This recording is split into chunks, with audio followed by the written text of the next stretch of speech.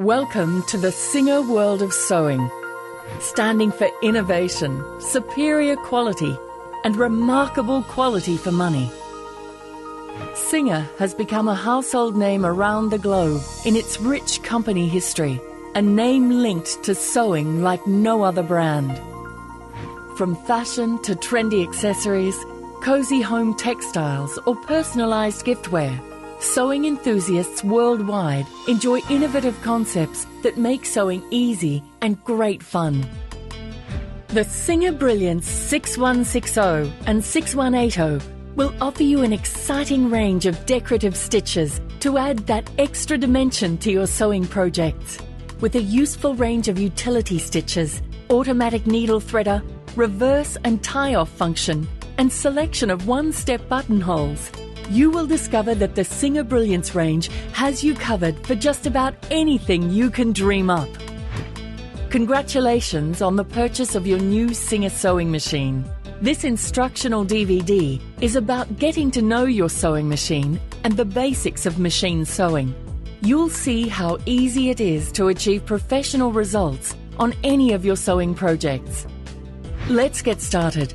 Your new Singer sewing machine is equipped with stitch programs that cope with all modern fabric types.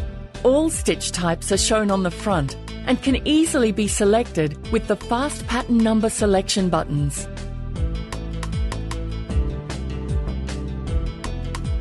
Connecting your sewing machine. Take the cord from the foot controller and plug it into the single pin socket above the main socket. Plug the power cord into the machine's main socket and your wall socket. Turn on power and light with the main switch.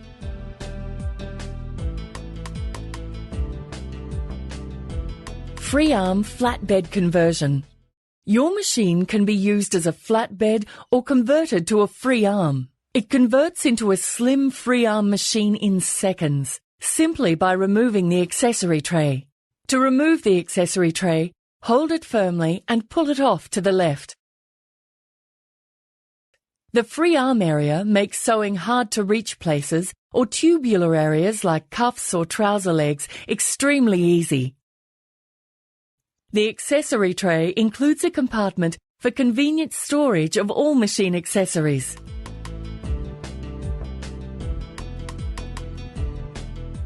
Covering the feed dog's darning plate. For special sewing techniques like free motion embroidery, monogramming or darning, you will need to purchase an optional darning embroidery foot. The feed dogs must be covered with the darning plate, allowing you to freely guide your fabric. We recommend removing the presser foot before you slip on the darning plate. The darning plate is also necessary for sewing on buttons where you don't want the fabric to be fed by the machine.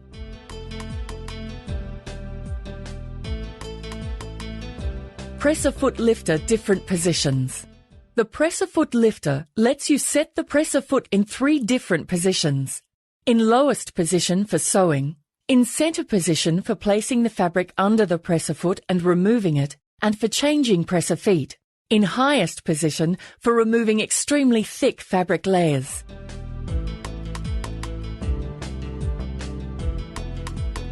Changing presser feet. Changing presser feet is incredibly easy. Make sure the needle is in the up position. Raise the presser foot lifter. Push the presser foot release button to remove the foot. Place the desired foot on the needle plate, aligning the presser foot pin with the foot holder. Lower the presser foot lifter to snap on the foot.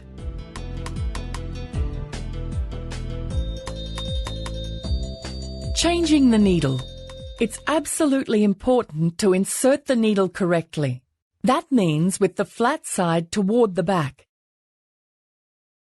To change the needle, raise the needle bar to its highest position. Loosen the needle clamp screw with the flat screwdriver. Remove the needle, insert the new needle. Push the needle up as far as it can go and tighten the needle clamp screw with the screwdriver. Different types of needles are available for different types of fabrics. Stretch needles, for example, with a ball point for easy handling of stretch materials, or an extra strong jeans needle for convenient sewing of denims. Needles should be changed regularly. It is recommended to use Singer brand needles in your Singer sewing machine.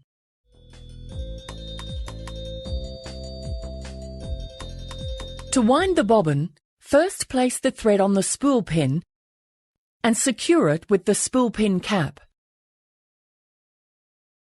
Now, guide the thread under the first thread guide, maintaining tension on the thread with your right hand. Wind it counterclockwise around the tension disc. Put the thread end through the bobbin like this from the center, and then out through the hole on the bobbin. Place the bobbin onto the bobbin winding spindle. Push the bobbin to the right. This will declutch the hand wheel, which means that your needle won't go up and down while you're winding the bobbin.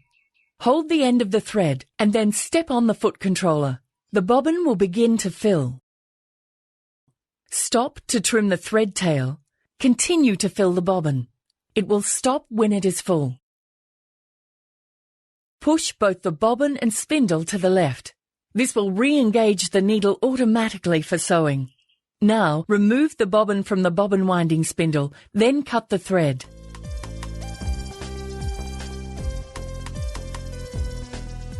Bobbin insertion. To insert or remove a bobbin, make sure the needle is in its highest position. Remove the accessory tray from the machine and then open the hinged cover. Pull the bobbin case tab and then remove the bobbin case. Insert the full bobbin and pull the thread to ensure the bobbin turns in a clockwise direction. Pull the thread through the slit and under the finger. Hold the bobbin case by the hinged latch.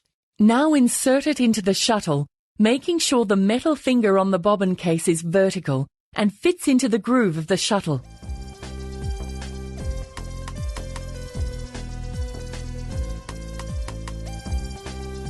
Threading. Your machine is very easy to thread. First, tap the foot controller once to raise the needle to its highest position. Raise the presser foot lifter. Place the thread on the spool pin and secure it with the spool pin cap. While firmly holding the threads, simply follow the threading path and down into the thread guide behind the needle clamp guide, located just above the needle. To make sure you have threaded the machine correctly, refer to thread tension.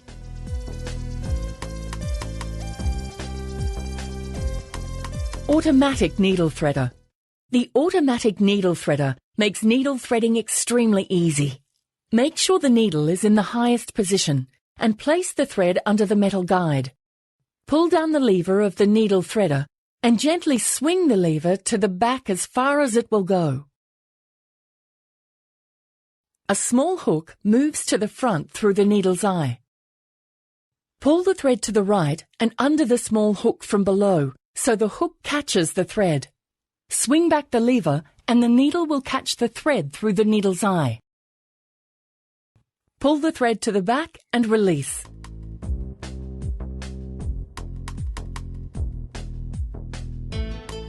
Bringing up the bobbin thread. Before you start sewing, you will need to raise the bobbin thread.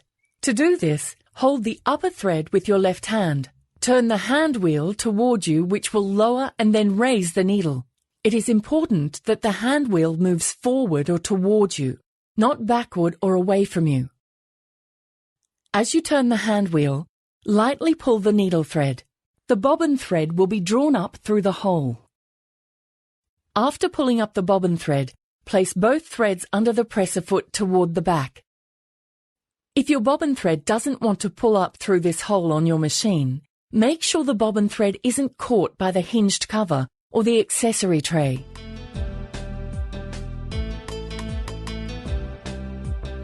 Thread tension. The bobbin thread tension can be tested by removing the bobbin case and bobbin and holding them suspended by the thread tail. Jerk it once or twice. If the thread unwinds an inch or two, the tension is set correctly. If the thread doesn't unwind at all, the thread is set too tightly. If the bobbin case drops too much, the tension is set too loosely.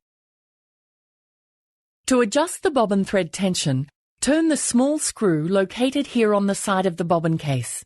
Turn the screw left if the tension is too tight, or turn the screw right if the tension is too loose.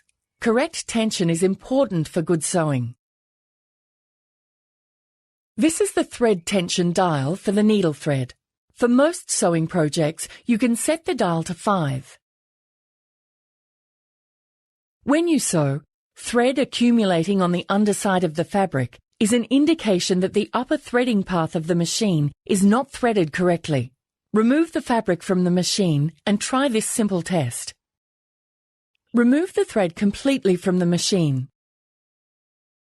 Be sure the presser foot lifter is in the up position. Rethread the upper thread, leaving the needle unthreaded.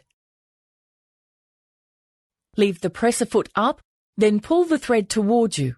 It should pull freely. Now, put the presser foot lifter down and try pulling the upper thread toward you again. It should resist the pulling, and you should feel a significant difference in the tension.